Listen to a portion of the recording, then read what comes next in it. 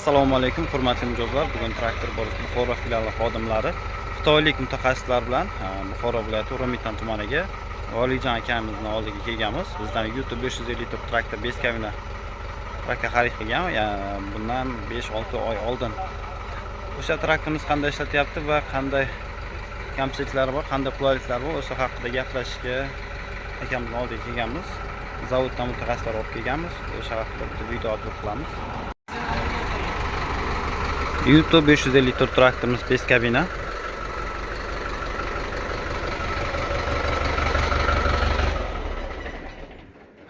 Orqasiga mana shunaqa chizim paxtagan.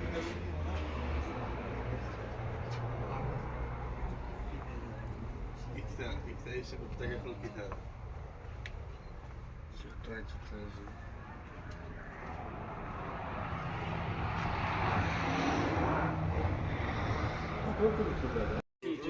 Yana И манда 4-inchisi ham bor. bularni taxlagan 可以再加一 va 个。 uch korpusli plug. 4-inchisi bor. To'rt korpusli plug. O'sha paytda buni yechib olaman. 前面的方方拆下来就是那个 Bu uzun bog'larga kerak bo'ladi. Mana bu tomondan kolesning tagidagi uzun ildizlarning tagini yumshatib ketish uchun. 就是大部分用的是葡萄园。葡萄园，葡萄园这个车他觉得这个宽度怎么样？ Hop, uzun boqqa kirishga qanaqa bemalol kirib ketyaptimi? Yaxshi. Alo, qo'liga razmeri нормальный. По-русски знаете? Да, знаю. Вот где виноградный это сад есть, там размер трактора очень хорошо. Размер. Когда я там использую плуг, это снимаю, потому что четвертую сюда соединяю, чтобы вот здесь край, чтобы сделать, работать. А четвертый, когда соединяю, 4 штука на нагрузка будет. Поэтому снимаю первый. Этому работал нормально, трактор себя хорошо чувствует. А это она легко. Размер сада, вот где виноградный, размер сделал. Финансов не хватает, у меня есть план, вот здесь третий и четвертый, она вот так снимается и открывается. Я сам сварщик, сам сделал вот все. А вот пока финансы это последний у меня агрегат, а этом работал в саду. А когда большой огород, большой земля, а четвертый потом включаю. Понятно. А слабое место, крыло слабое, там стойки сломает, вот я снимал я.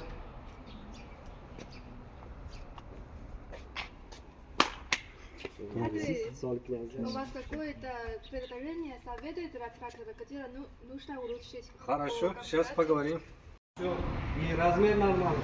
Немножко высоко был, я снимал вот эту дугу, а и переделал просто. Там нормально. А у него руль, поворот маленький. Вот это самое главное. Надо его, я все равно несколько лет потом я переделаю его. Потому что у него поворот маленький. А когда я вот маленький огород работаю, назад вперед вот много. А чуть-чуть поворот добавить надо.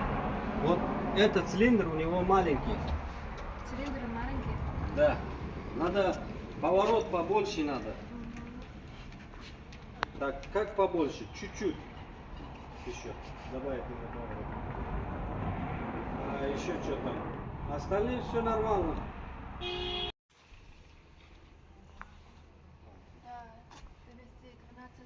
Да.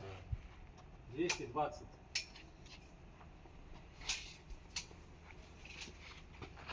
И еще там скорость немножко не хватает.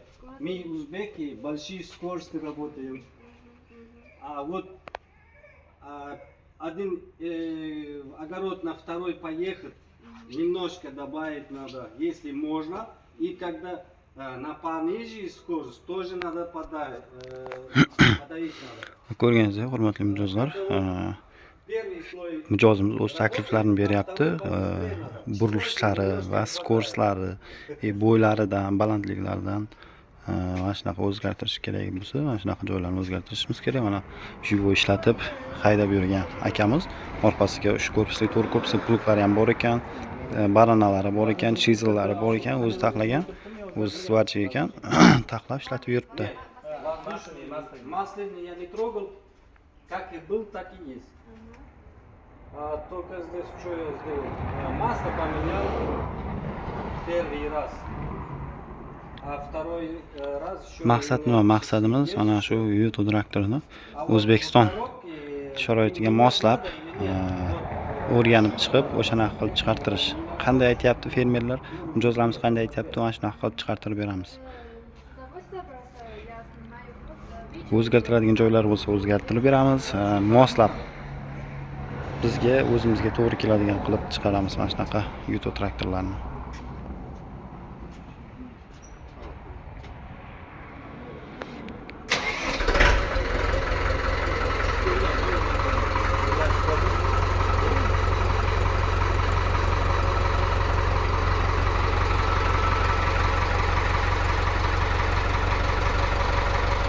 Mana Valijon akani o'zidan intervyu olamiz. Mana xitoyliklar kelib takliflarini va o'zini kamchiliklarini, yana o'zgartiradigan joylari bo'ladigan bo'lsa, afzalliklarini aytib o'tdi. Endi o'zimizda xarid qilaman deb yurgan mijozlarimizga 554 tanlasammi, 654 tanlasammi yo 454 mi deb o'ylab yurgan mijozlarimizga mana Valijon akani o'zidan Jivoy ishlatib yurgan akamiz.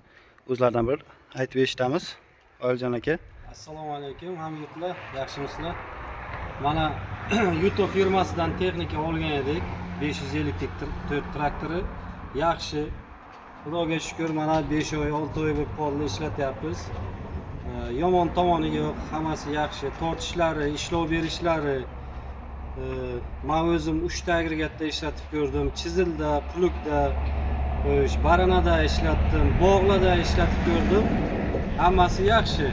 Ishlashi, yerga ishlov berishi, chuqur haydashlari hammasi hozircha yaxshi. Salarka rasxodlari yaxshi, ekonomishni bu tomonlardan. Mana avtomobil yo'llarda yurishlari hammasi yaxshi, pavorotniklari, faralari hammasi yaxshi ishlaydi. O'zini yaxshi tutib biladi, yo'lda ham, agorod yerlarning ichida ham yaxshi ishlaydi.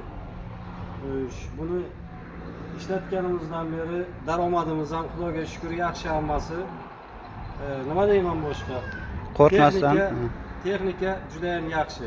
qo'rqmasdan bemalol xarid qilaverasiz. Qo'rqmasdan agar xarid qiladigan xaridorlar agar o'ylanib o'tirmasin, hamma tomoni yaxshi, bemalol qo'rqmasdan xarid qilsa bo'ladi.